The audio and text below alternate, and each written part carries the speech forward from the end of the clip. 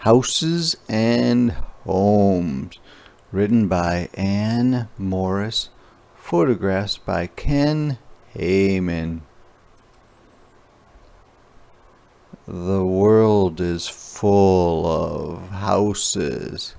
There's a house or a bunch of apartments on a waterway, like a river. There's a house over here that looks a little bit like a spaceship. And there is a house over here that's made of whatever was around the people that built it. Big houses. That is a mansion. Really big. Little houses. And even though it's little, there's several people, 2 or 3 people in there. Bright houses. I like bright houses. White houses. That's where the President of the United States lives. And there's also houses that are white that just regular, ordinary people live in. Houses that move. And by houses that move, they're talking about houses that are on boats that people live on. Can you believe it? People do live on boats. And houses that stay. That's where most of us live on. Houses that don't move. In a row. This house is next to this house, is next to this house, is next to this house. They are all in a row. And there's houses in a row there. There's a house, and then next to it is this house, and then next to it is this house. Or all alone.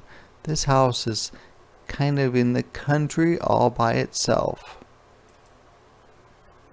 Filled with families. So families live in these kinds of houses. Just right for one. So only this person lives in this, which I think might be called a yurt. Build your houses with what is handy, which is nearby. Wood. Wood, made of wood. Made of wood. Different types of wood. Or stone, which is like rocks. More stone houses. Looks like they might be fishing down here. Or straw. That's good if it's not really too cold out, or if it's not too rainy. Or mud. And those are fancy houses, but again, we don't want a house like that if it rains a lot, because that mud would just become a mess.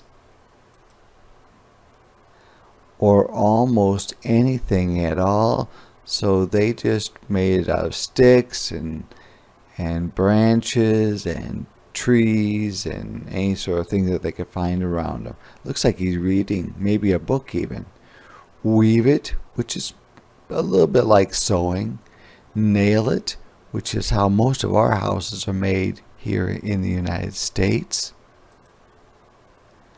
Tie it with rope, so they're tying the branches together to help make the house. Build it on stilts, and stilts are poles that are in the ground, and then you build the house on top of it. And you do that especially if it's on water or it's really close to water, and in case it floods, sometimes they build it up on these big stilts or pieces of wood so that the water doesn't get in the house, that the house is above the water. Let in the air to keep it cool. So if you live someplace that's really pretty warm and you don't have air conditioning, then it's good to have lots of open spaces so that you can get a little bit of a breeze from the wind. Fill in the cracks to keep it warm, because boy, if it was cold out like it is here and the wind was blowing, if you had cracks between your pieces of wood, then it would be very cold inside. Fill it with love and make it a home. And look, there's a doggy in that picture too. And it looks like that man might be playing a banjo because it looks like it's round.